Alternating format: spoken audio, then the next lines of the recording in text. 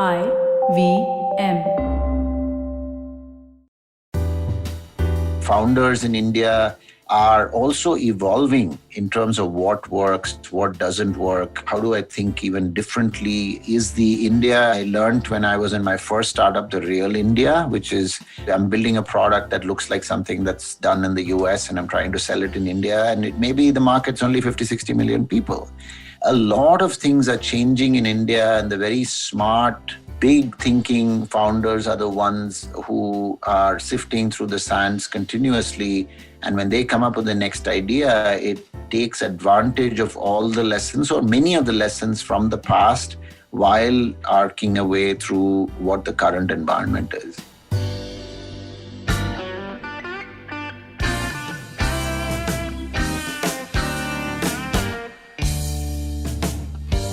Hello and welcome to the Filter Coffee Podcast. India is currently the third largest startup ecosystem in the world and is home to 21 unicorns valued at $73.2 billion collectively. Safe to say, we've come a very long way. Bangalore is no more the only startup hub in the country, and we've come a long way from IT-enabled services being our mainstay. Today, the scene is more product-led than it ever was. My guest today, Bala Srinivasa, has been a witness and a stakeholder in this story for more than a couple of decades. From the legendary Netscape IPO in the late 90s to the two big economic crises in the 2000s, he has had a ringside view to both Silicon Valley as well as the Indian ecosystems. Bala started his career as a Wall Street analyst covering the software sector in San Francisco and went on to become a two-time startup exec with one exit, where his last startup, Amba Research, was acquired by Moody's.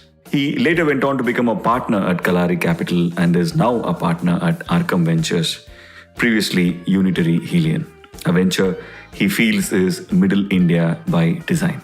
I want to talk to Bala about the journey of a founder, his POV on the startup scene in India, and what about it excites him today.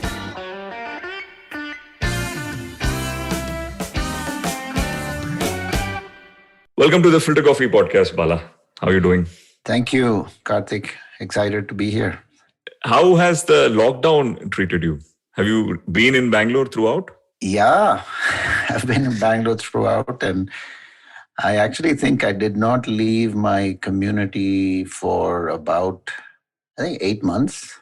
And I noticed that it was very different. I was quite happy about it. There were a lot of my friends over here. Everybody was dying to go out, but I realized that I was quite happy being at home, seeing the people I wanted to see. And so I was quite comfortable, actually. Right.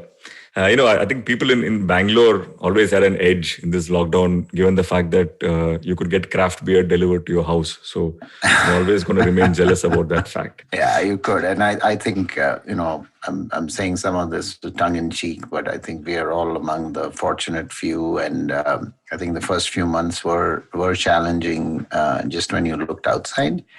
But overall, I think almost the amazing part to me is the human spirit, how everybody finds a way to deal with it after 3 or 4 months. I remember the first couple of weeks it just felt very odd, and everybody was hoarding milk and people were trying to buy their stuff, and, things settled down pretty quick in its own way, despite all the, issues that came with it.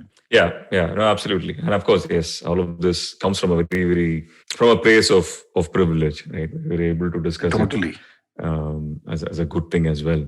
Like I mentioned in the introduction, we're probably going to talk about a lot of aspects of, the startup world. And I think in a conversation with you, that is sort of inevitable because that's been the core of everything you have done.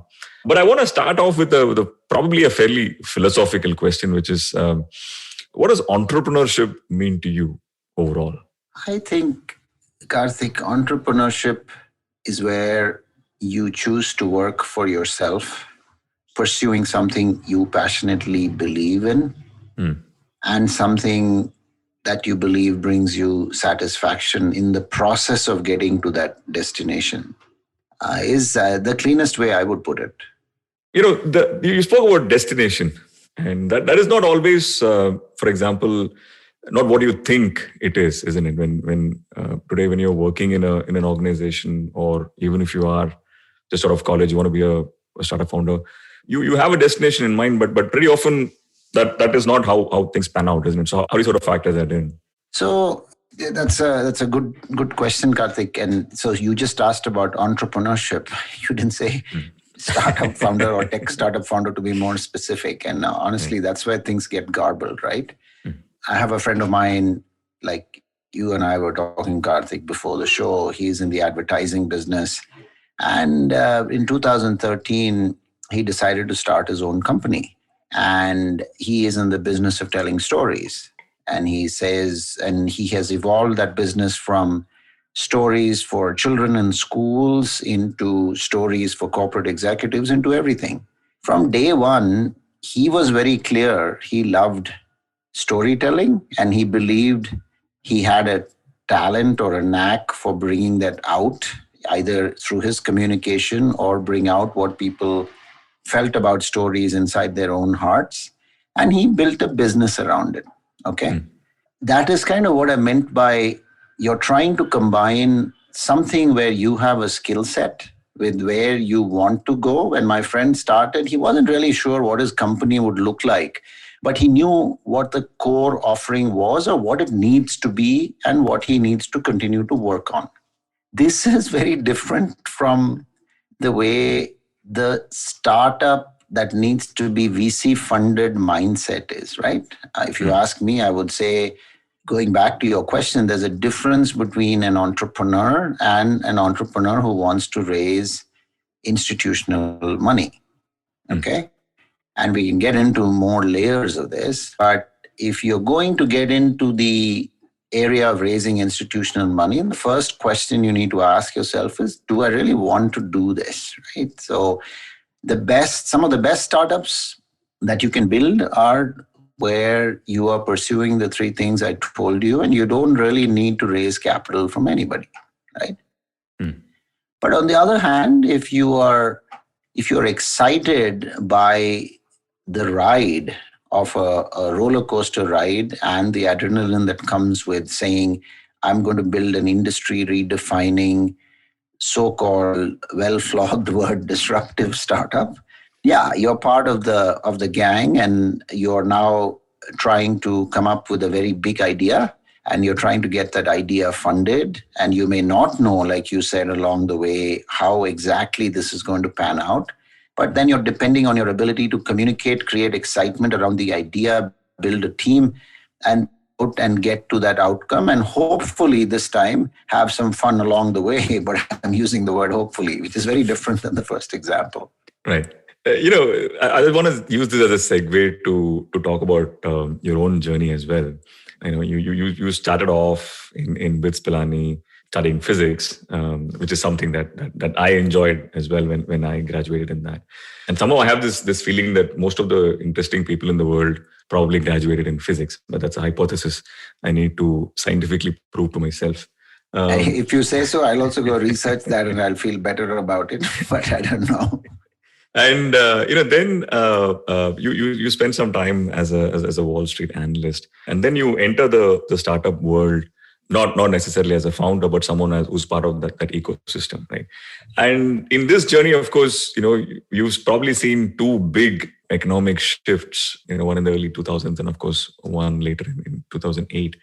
But can you talk to us about your own journey in terms of being with the kind of the startup ecosystem that you were in, and how did that shape you? So if we start off chronologically, Karthik, which is your question, went to BITS Pilani, I would say very, very average student. I actually did physics and civil engineering. There was a dual degree program. And much to your point earlier about entrepreneurship, I think if you view your life as a entrepreneurial journey, I did not know what I wanted to do after that. I was only clear that I did not want to do whatever I was studying, right? So, and I think it's, again, not a very unique point of view. I would say about 60%, 70% of my graduating class probably felt the same way. So decided to go to the States and I started my career actually in the public market. So I got an MBA in finance and I joined a regional brokerage firm in Detroit. So that was, a recessionary time frame in the US in the early 90s, 91 to 93. Obviously, I'm dating myself here on this podcast to your listeners. And you start out in the public markets, and at that point in time, you really don't think you're so far away from startups. You're really dealing with public companies. And I was in the software business, so I used to cover software companies. And did that for about 7 years. And what you learn in the public markets is much more about stable businesses, about cash flows, about who is, what management teams can drive long-term growth, and yada yada, all the good stuff, right? So towards the end of that decade, I'm still an analyst in my 20s, and we run into the first .com boom. I'll start with the boom. So now you're talking about 97. And all hell breaks loose in terms of any kind of practicality, in terms of sanity of valuations or sanity of ideas. And I was very much part of that mix. I still remember the Netscape IPO and Mark Andreessen's, breathtakingly simple product in terms of the browser. And it was just a whole lot of excitement, and all of which culminated in the frothiest market of a generation, which was the first .com boom and bust. And at that point in time, you get to a point 7 or 8 years in as an analyst where you get very comfortable asking people questions. And I was having some soul searching at that point in time, saying you're able to get on a conference call with the CEOs of some of the largest software companies in the US and ask them, hey, why isn't your margin the way it's supposed to be? Why are expenses up? But if you looked in the mirror, you realize, hey, you've actually never spent any time building anything, right? So you're asking what you've been trained to ask. There's nothing wrong with it, but it was more a personal crossroad situation. So at that point in time, in 2001, I joined my first startup. And this was a pricing analytics company out of New Jersey. And in that company, I knew the founder who was on the board of one of the companies I was involved with as an analyst. And he recruited me as the third employee in that firm, or fourth employee as part of the management team. And we set out to build something. And the interesting part about that company, it was that there was no VC funding. So he had made a good amount of money, and this time it was totally self-funded. And that was part of the attraction. So you're going in, joining a second-time entrepreneur, a very successful entrepreneur, by the way, and you think, hey, this should be a piece of cake. And that was my first lesson in terms of technology, startups, as well as the onus and the challenge of being a successful founder is such a combination of luck plus all the right ingredients. So in this particular case, I still have an amazing relationship with this individual whom I consider to still be among the top 3 smartest people I know. And I was with them for 8 years. I ended up running product, sales, and marketing in different phases of that company. And we grew it from nothing, to around $30+ million in revenue. But I wouldn't call it a phenomenal success from the standards of what a tech startup is supposed to do. Again, there's a standard that we create. So we can come back to that in terms of what some of the issues were and positives were. And then in 2009, was recruited by a startup, interestingly, out of Bangalore, which was at the intersection of analytics and Wall Street. And given my background now on Wall Street, plus a technology startup, that I almost fit the bill to a T. And joined this startup as part of the management team. They had 4 founders, 3 of them stepped down. They brought 3 of us from the outside, which to this day I actually haven't seen yet. And then we got lucky. We were reasonably good. We grew the company. We were acquired by Moody's, which is one of the global rating agencies. And then I, post that, joined Kalari Capital, which was my first foray into the venture business. So long-winded answer, but that's what it is. You spoke about the Netscape IPO, and today when we look back at and some of the pop culture references to that era, right? Whether it is shows like Silicon Valley, or whether it's books that you read on the founders of Google and Facebook and whatnot, and PayPal and everything else. Silicon Valley must have been probably cultural melting pot. It must have been a very different place back then, right? Like, can you explain the energy of the place at that point and how it has changed now?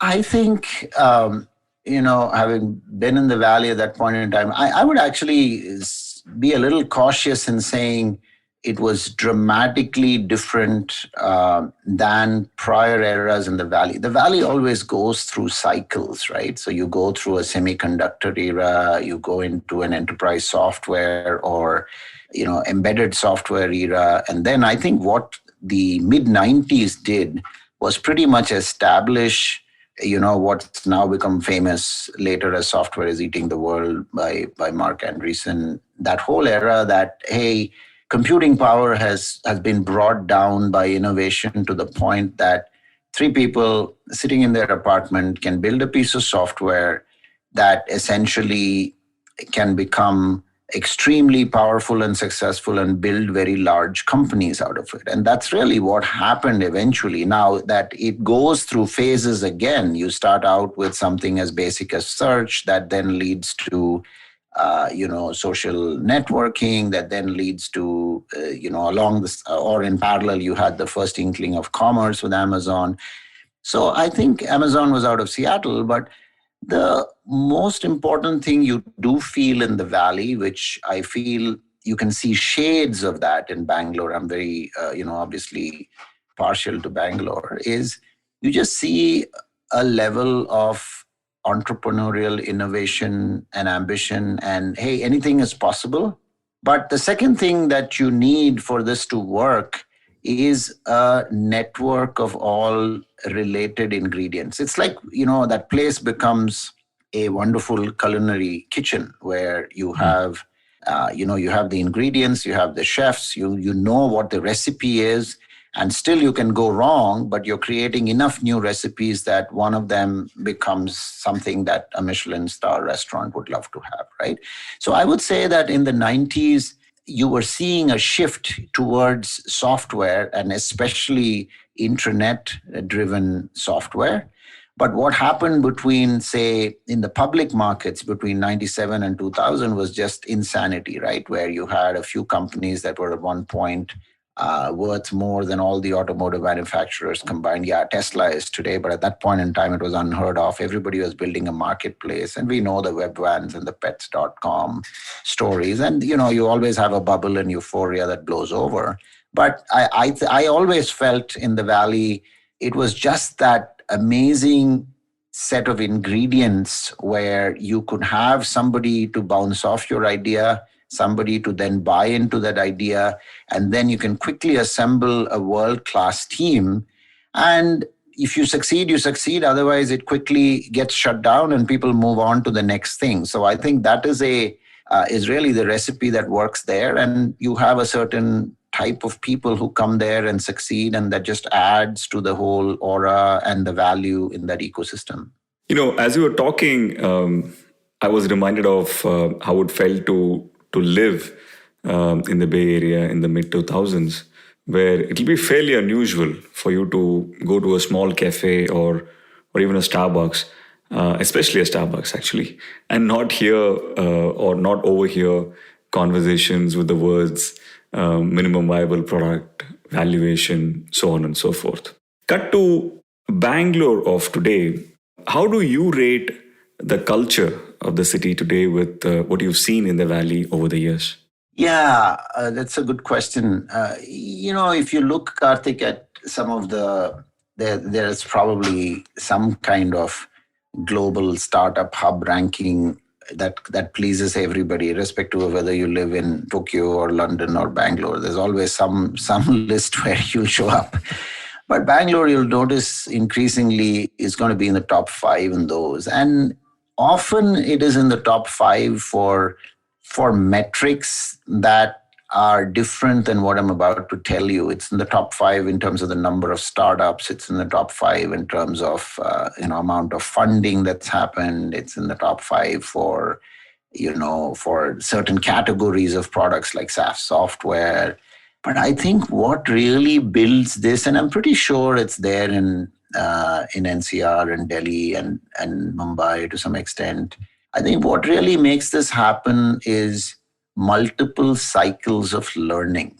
Okay, so if you go back and think about Flipkart 2009 or Paytm 2009-10, I think what's happening in Bangalore is it's a very layered metamorphosis, if you will. So you have one cycle of startups, true startups, right? When VC business started in India around 2006, 2007, truly in terms of first real funds backed by international LPs or domestic LPs getting started. But it took, again, 4 or 5 years to get out of the, hey, we should back BPOs that are servicing global markets. There's nothing wrong with that. I'm just trying to say that that doesn't necessarily create the kind of ecosystem you see today, but they were the trendsetters. These VC firms, whether it is the Helions and the Nexuses of the world and Erasmic that Subroto ultimately became Accel, they've all experimented and seeded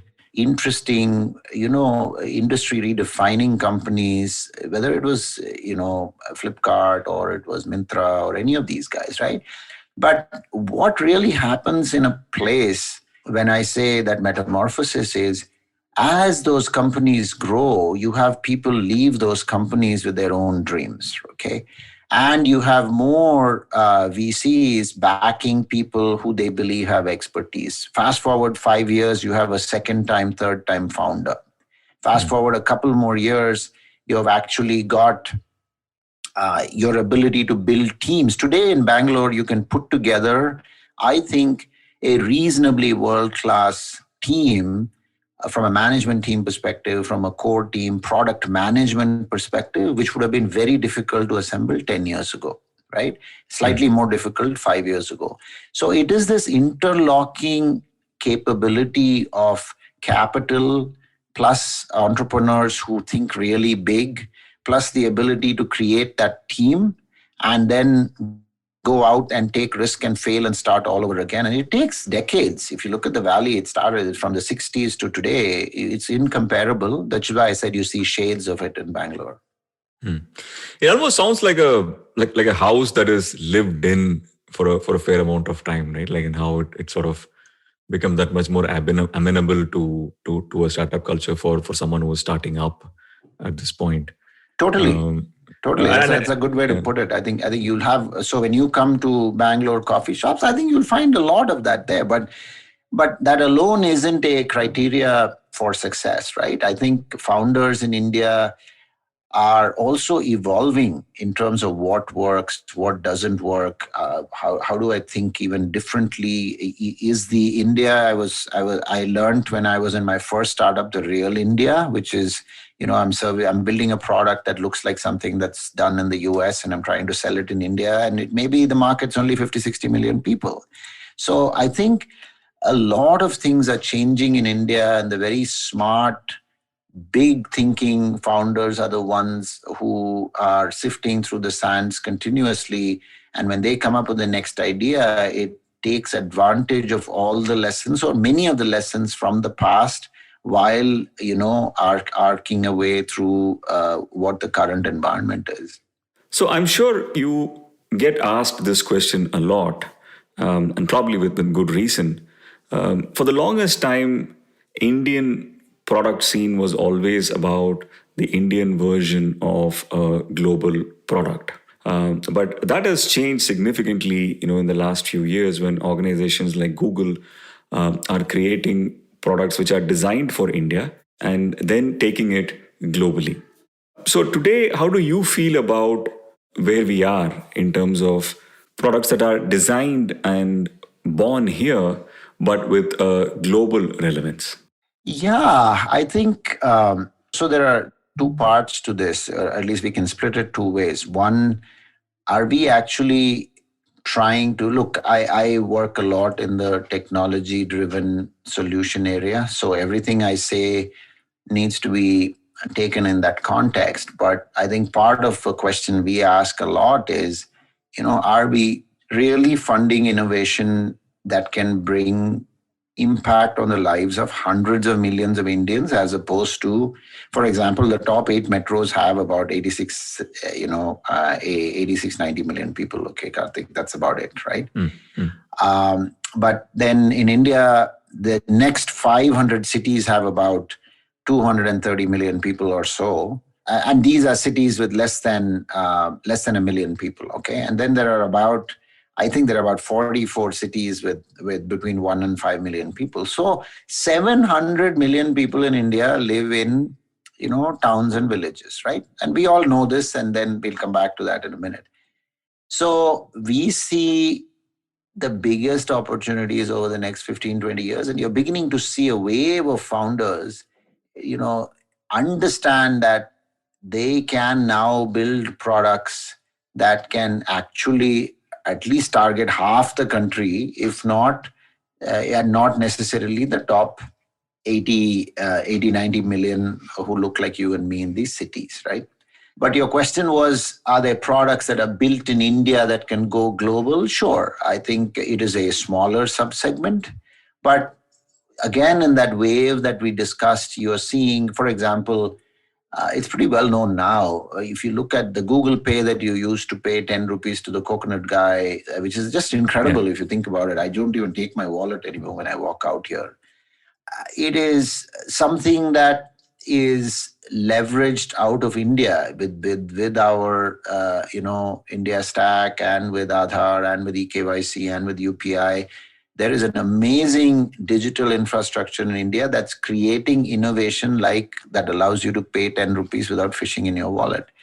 The same thing, you're going to see more and more export of that, where similar technologies are going to be adopted by other emerging countries. I think while Google's written a note to the Federal Reserve saying, hey, look at how Google Pay works in India, we need something similar in the US. I think there are too many vested interests over there.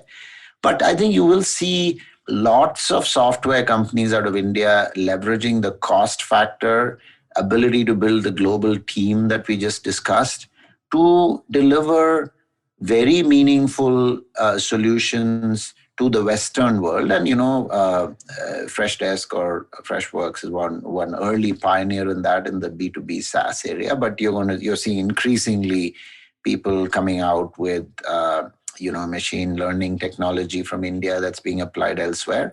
But we happen to believe, there's enough going on within India in terms of large markets that very smart founders are now waking up to and targeting, where technology is going to be what unlocks jobs and income in India, or at least we should hope so, because without that, it's going to be very hard. And that is also at the core of Arqam Ventures, right? I think I was very fascinated by the article you had written, I think mid last year on LinkedIn when you launched it. Where you had, I think if I'm not wrong, called it Designed for Middle India.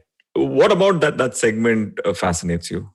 I think there are two parts to it, right? I think every VC in India will tell you that they have been at some point in time partially guilty of chasing Me Too ideas, right? You see a certain idea working in the US, you see it working in China, and you say, hey, wow, this is really going to work in India, right? Now, India is a very heterogeneous market. So while it's very fashionable to say, hey, there's India, which is all these people in the cities, and then there's Bharat, right? That's really the new thing now, right? There's India, and we are building for Bharat. But if you actually look at it, even that Bharat is very segmented. The bottom half of the pyramid in India that makes less than 2 lakhs a year in family income, it's a completely different set of circumstances. Okay, they're all beneficiaries of a lot of government support. Many of them struggle very badly. And realistically, that's a different level of price performance, usage, etc., that on average is going to be hard to build something profitability for. And often, as a result, it is also the domain of NGOs, of government-supported development and institutions, etc. But not to say you can't bring technology and startups. And there are many very interesting, cool founders who are doing socially motivated innovation, right? But above that is about, at least we like to think, there is a very large group in India. India actually has two big issues. Okay, somebody making anywhere between 3 lakhs and say 15 lakhs a year in family income. And even that is a very broad range. I think 3 lakhs to 8 lakhs is probably one set of criteria for people, the way they behave, the consumer behaves. And then 8 lakhs to 15 lakhs, 20 lakhs is a different one, right? But the way they think about anything is completely different than what people who make above that 20 lakhs do, who live predominantly in the metros. Okay. And what I mean by that is there is a completely, for example, most of these people are very unlikely to go shop in big box retail or big basket. They'll go to the Kirana store. Most of them absolutely don't have access to credit, right? And we're trying everything in India, but the vast majority of people today, you can't get a bank loan if you don't have a proper job or you don't have X amount of collateral to provide, which the vast majority of middle India doesn't have, right? And it goes on and on, what you can afford from a food and agri perspective, what you put on the table, what you can afford in terms of education. And this problem is not new, Karthik. I think we've had this over the years, and the really smart consumer, your background, you've probably seen this, right? I mean, the whole sachet model, which is being reflogged, so as to speak now, in terms of, hey, people won't buy 500 grams of shampoo, they'll buy 10 rupee shampoo. Okay, great. But that doesn't necessarily translate into every product and service, because the challenge of taking innovation to India is actually on three fronts. There is, because it is so dispersed, there are these 500 million people I talked about live in, maybe 1,000 plus small cities and then 3,000 plus small villages. You really don't have critical mass. So your cost to servicing them, your cost of acquiring them just gets out of hand and you can't make any money. Okay. Which is why, other than the Unilevers and other than, for example, somebody like an ITC, you will find that not many people actually are making this huge attempt to build large brands or build large services that go in there. So take the difference between HDFC and SBI, right? SBI is a government bank. They have 500 million customers. But when you look at SBI's business metrics, they pale when you compare it to HDFC. Okay, HDFC is the largest private provider. HDFC does a very good job of knowing where their business model works. So HDFC has, I think, 35 to 45 million customers in a country of 1 billion people, right? And even if you said 500 million of them have bank accounts. That is a great example of where we are. Now, what is happening is it possible that new breed of entrepreneurs can leverage the technology that's coming into India with UPI, it's Aadhaar, and a lot of these things, and come up with new models that solve for that cost of acquisition, that cost of servicing, where suddenly you have the so-called, blue ocean market where you can actually go out and do very, very well. And this is a big challenge that we see many, many startup founders take on and come out with very interestingly innovative products. Like, digital lending is a big area. We actually know a company that in 3 years' time has gone around building a product that a bank could not build, and they have over 1 million loans a month that they give out, and the money is in somebody's account in 15, 20 minutes flat. So that's just one example of every industry you're going to see attempts made like this. That is very likely to change the way India transacts. Right. When you're talking about Bharat versus India, one of the thoughts that came into my mind, and it's very true in the whole sachet business as well, right? I was speaking to an FMCG, head of the company, and he had a very different twist to it. He felt like Bharat and India are two different mindsets that we wear at different points in time. This could be as true for someone, a consumer in so-called Bharat, as well as for a consumer in probably the middle of Bombay. Right? We both have those mind frames at certain point in time. Right? Yeah. So I get how how this is such an interesting challenge to sort of break. In terms of what Indian governments have done to support the spirit of entrepreneurship and also more specifically the startup ecosystem. How would you rate us as a country as against some of the other countries that you've observed? I think, it's a categorical positive view that I have over the last decade. I just think that, yeah, there are issues here and there that crop up in terms of certain types of taxation of maybe profits that come out of companies. I think India certainly can do a lot more in terms of loosening up regulations but it's a complex task, and I think every government and succeeding government will continue to try to improve upon that, right? But if you dial this back, I think, in my view at least, the government is very clear that you have to find much newer, better, effective methods of providing products and services to its citizens, which is not going to happen the old Sarkari way of putting up, a taluk office, and then you hire so many more government workers, and then you're shuffling paper. I think whatever started with the brainwave of Aadhaar, what India has done in terms of enabling a better digital infrastructure, and it is not perfect. I'll be the first one to say that. They have not rested on their laurels. I feel you could have stopped with an Aadhaar, you could have stopped with the UPI. But if you look at where it's being taken into healthcare, into, for example, GST, into everything that's happening around even management of state governments and even your local driver's license. And it's classic India, right? You now have this and progress will come. But it is going to come around a platform that I think the government has nurtured, and they should get credit for that. Second thing is, I feel there is enough buzz from the policymakers on the value of entrepreneurship that you have lots and lots of young people interested in it. Now, the reality is most of the people who are interested in it goes back to your first question. Hey, how do I really build something very big, and how am I successful? I don't know what I'm doing. How do I get funding?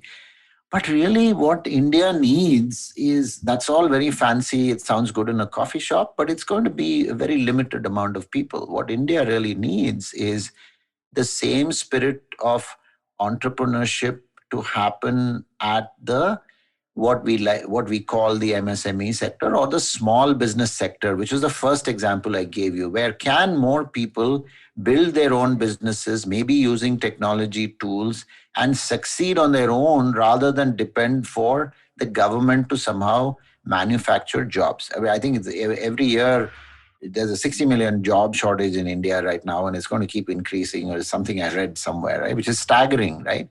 So entrepreneurship, the government realizes, is the only way to move towards providing the kind of jobs and incomes that people need. And we have a long way to go there, because you have to unravel huge amounts of inefficiency in terms of the challenges of running a small business in India. And that's a much longer conversation, which goes way beyond technology and the kind of entrepreneurship that we read about, which is tech and founders or even brands and founders. But to get into actual India entrepreneurship is much more about getting out of the way and allowing people to start and run businesses and helping them run it more efficiently is really where I think we need to go. And I feel most people recognize it, which is the first thing. You need to recognize it. And I think there's a lot of effort to try to solve it. You use the word progress, right? As someone who is a stakeholder in the business of business, right? How do you view progress, right, for a country when we're in the path of nation building, especially for a young country like India? When today some of the challenges that we have seem to be much more complex than what we did about 30, 40 years back, right? What is extraordinary for a business could be tragic for the environment. What is great from a market perspective could be not so wonderful for a society. I would love to know what your personal lens is on progress. Yeah, that's a terrific question, and I think it's a tricky answer, right? I think it's a very, very hard balance, but it is a balance that people have to strive for. A country like India, like we were talking about, it's very easy to talk in terms of, hey, my GDP per capita, is 2,000, and I wanted to, all these China comparisons, I wanted to become 10,000 or I wanted to become 4,000. All that is great, but I think at the end of the day, to me, progress is if we can provide a enhanced quality of life for the vast majority of people in India. And there is no magic wand. We're just not going to wave something that says, oops, from tomorrow, here you go. Everybody's got a better quality of life. So I think quality of life is a combination of, are you better off every 3 years than where you were before, right? Are you able to get the basic essentials of life, such as healthcare and, a reasonable job and incomes to a level where the basic necessities are met? And are you providing, and this last one is a debatable one in my view, are you providing a path for somebody to follow if they are aspirational, which is really the whole small business discussion that we were having, right? So today, if you go around in many places in India, right, when people open a small business, you'll find 7 Kirana stores in the same street. They're not opening this because it's their aspiration and they really want to go out and really build the world's biggest Kirana store. The guy is doing it or the lady is doing it because there's nothing else they can do. And they know that odds of having dramatic success in a street with 7 is low, but they're really trying to get that daily, weekly, monthly wage bill taken care of, right? So I think progress is when we are making it a lot easier. So what happens eventually, right? So eventually it comes down to jobs. Can we provide meaningful jobs to people that they can do with dignity? Can we provide, the ability for people to have incomes from those jobs that provide for their families? And as a country, can we create a healthy population, right? And along the way in doing all this, I know the question you're asking is, hey, do we do this by opening everything up, privatizing everything, and then, we have even more dispersion of the haves and have-nots? Or can this be done in a way that private sector enterprise can be leveraged to be a participant in getting to this progress? And frankly, I don't have magic answers. I believe it is this combination of private sector playing the right role. But I also believe capitalism unleashed, unchecked is not the greatest way forward. So it is that balance between technology and capitalism, but yet, keeping a mirror in front of what is the cost of what we are doing, that is going to be crucial. You spoke about founders specifically. And I think so far we've spoken more about the ecosystem and what we're doing as a country, etc.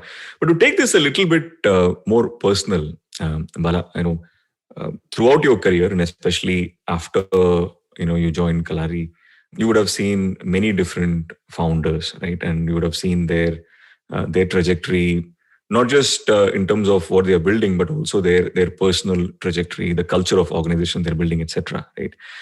What are some of the things that you've always observed that founders undervalue? That's a good one.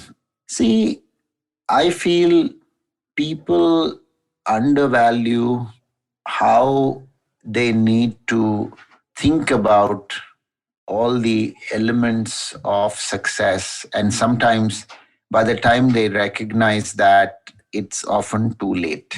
Okay. And let me explain this with some examples. And there are many dimensions to this answer. So I think a lot of people, for example, undervalue what it means to build a very good team. That sounds very cliched, okay? But you need to have the self awareness to be able to act even if you understood that point. I'll give you an example from my second startup, right? So I moved to India into this company, and the company is doing about maybe, I would say 10, $12 million in revenue, say 70, 100 crores. And there are four founders, all of them in their 40s. They've been successful before. They've now built a bit of a global business, some customers pretty much from Europe, from the US, and everything is built out of India and maybe Sri Lanka. There was an office there. But they got to a point where they took VC money the first time, and over a course of about a year or so, they came to the conclusion that, hey, look, we really like each other and we are doing this because we think we are capable, but we think we have reached a stage where we may not be the best people to take this forward. It's very unusual for founding teams to necessarily think that way at that stage. This is not a massive company, right? And I think that the fact that three of them are willing to step down, make one of them the CEO and bring in three people from the outside, 5 years later turned out to be the best decision for them because the outcomes were exactly what they were aiming for. So they may have undervalued the concept of many founders I know will not do that. They struggle with bringing in people from the outside. And they, while they talk about having really good teams, they actually undervalue the value of having the right team. Okay, so that is one example. The second thing I feel, this one is a personal view of mine, and which most people don't talk about, is I've now seen enough founders who are going through this journey with tremendous, shall I say, wreckage around their personal lives. Okay. So I've seen people, go through some significant mental issues. I've seen them, have a tough time with breaking of personal relationships. I've seen them, change as people in the eyes of their employees. And this is all part and parcel. You talked about Silicon Valley. It's part and parcel of startup culture. But I do think that people undervalue the toll it's going to take on their lives. And odds are their startup is not going to be successful. I think, VCs may fund, like we fund 1 in 100 companies, okay? But the VC power law basically is if we invest in 20 companies in this fund, we actually know only 3 of them are going to be successful at the level we need it to be. And because it's a mathematical outcome, which is why I said if you can build a business without VC money, good for you. And maybe another 3 out of 20 might do well where the founder is also happy. But the rest of them is going to be a 10-year grind for somebody with nothing much to show for it. Okay. So I think people undervalue the implications of what they're setting out to do. And unless you're very, very clear that you are there because of wanting to desperately solve this, but still be happy with the learning that's coming along the way, this is often a very lonely, hard, difficult journey, though it can look very sexy when you read about that founder who just got to $1 billion valuation. Great. I want to, Bala, close with a question which is probably personal and something that I had not checked with you before asking. Yeah, go for it. When you came back to India in 2009, beyond logistical, personal, rather familial reasons, what drew you back? Why did you come back? I have a friend who, and it's a true story, he saw this movie Swadesh sitting in a theater in the US, and he got very emotional and he decided, that's it, I'm going back, right? Unfortunately, I had no such moments. And in my case, it was much more about, and it's going to sound very trite, it was much more, we had 3 kids and we wanted the kids to spend more time with their grandparents who were in Chennai, and we moved to Bangalore. And they did, by the way. it was much more about that. It was also about, I think work was a big part. I felt it was the right kind of role that allowed me to bring to bear everything I had learned over there, but do that from India. And I'll tell you this one, since you ask about it. I think part of what we came back for was a lot more personal and social relationships, right? I mean, I think we had good friends in the States. I think anywhere in the world, I mean, you've lived outside, you have. But I think there is something about being back in India, and over the last decade, we've been very, very happy, and we've learned and discovered so much about ourselves and others by just having a close set of friends and interactions and travel within India. And it's been a very learning journey, way beyond work as well, with our children, with the family, with everybody. So I think I wouldn't say I divined everything, or my wife and I divined everything when we made the move, but you had an inkling of it. But that often is all you need. Oh yes, absolutely. Yeah, and I can relate to that. I think for me, the moment was when I had come to Chennai for one of those trips, which I used to make every year, and then I was at this wedding where I felt like the air had completely changed, right? And then one of those days when I had gone back, I remember even the exact place where it happened. It's a road in SFO. Where I was crossing the road, and suddenly hit me that I miss being a native. I can't define it. I couldn't define it beyond that to myself, but it was very clear to me at that point. That's where I wanted to come. Fascinating answer, Bala. Thank you so much for that. We usually end the episode by asking the guest, what he or she is watching, listening to, or reading at this point. Do you have any interesting recommendations for us? Yeah, I'm a bit of a history buff, so I'm actually rereading John Kay's History of India. I think it's a fascinating read. There is an article in the New York Times today by Financial Times, which was sent to me by one of our advisors, on Yuval's view on COVID and how changed the world is in 2021.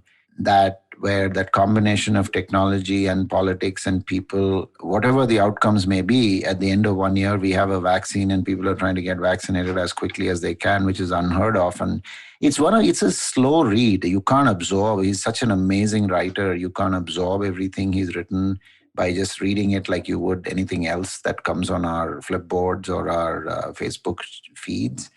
But I would highly recommend that. I read it a couple of times and thought, no wonder this man is who he is. It's beautifully articulated.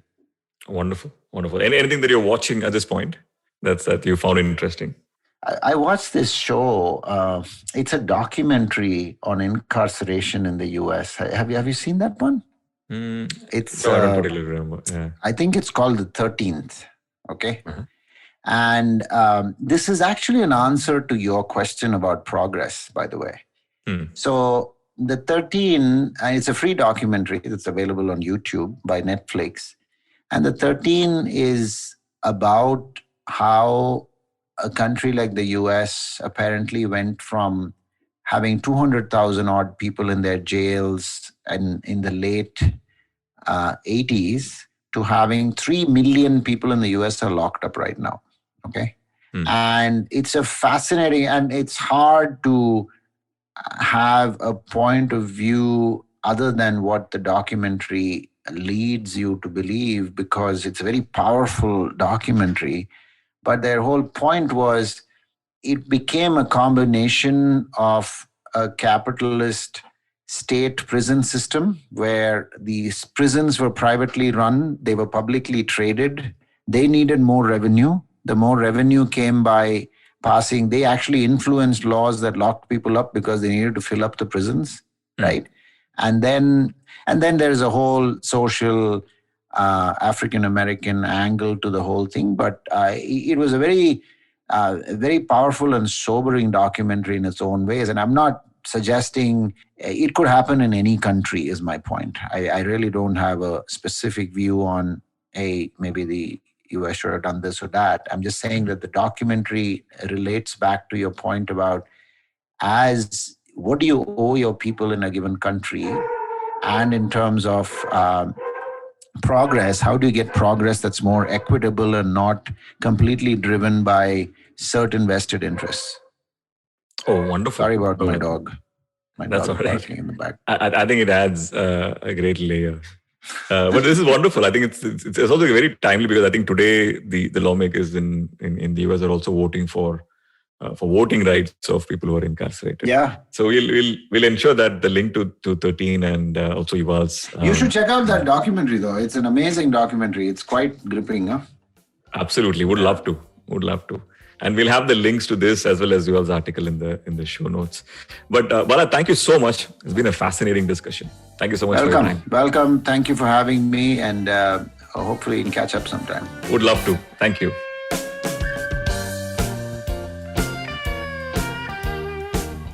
If you like this podcast, don't forget to check out other interesting podcasts on the IVM network. You can listen to us on the IVM Podcast app or ivmpodcasts.com. You can also follow us on our social media. We are at IVM Podcasts on Twitter and Instagram. And if you want to reach out to me, I am _Karthik. That's Karthik with an H on Twitter. And filter_coffee. That's coffee with a K on Instagram.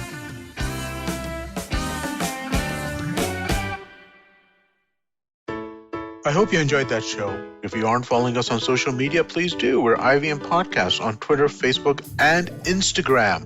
We'd like to thank the sponsors on our network this week, Seat Tires. So we had a fantastic week. Tune into This Round Is On Me, where Gauri Devidayal has a chat with Divya Ravichandran on the issues of waste management in India and how recycling, composting, and using eco-friendly alternatives can help. On Filter Coffee Podcast, Karthik speaks with Lux Narayan about his book Name, Place, Animal, Thing, an inspiring non-fiction fable about hope, positivity, and living your best life. On All Things Policy, Anirudh Kanisetti talks to Prateek Wakre and Rohan Sheth about Australia's conflict with Facebook and Google and what this means for big tech companies and the news ecosystem. On the Simplified Podcast, Naren and Tony talk about greenwashing, which is businesses unfairly marketing themselves as eco-friendly just to ride the sustainability wave. You should also check out the Cyrus Says episode with Varun Deshpande of the Good Food Institute, where they talk about plant-based alternatives. Varun does a great show with us called Feeding 10 Billion. Do check out this episode of Cyrus Says. They have a really interesting conversation. On the Millennial Athlete, Tanvi and Shlok speak to the badminton doubles player Satvik Sairaj about his successful stints at some of the recently concluded games. And with that, I hope to see you again next week. Working Monday to Friday glued to your chair making you feel dull? Worry not. Get your 5-minute weekly dose of travel around the world with Postcards from Nowhere. Join me every Thursday as I explore the strange, obscure, and fascinating parts of the world and bring out facets of travel you may not have thought of before. You can find us on the IVM Podcast app, website, or wherever you get your podcast from.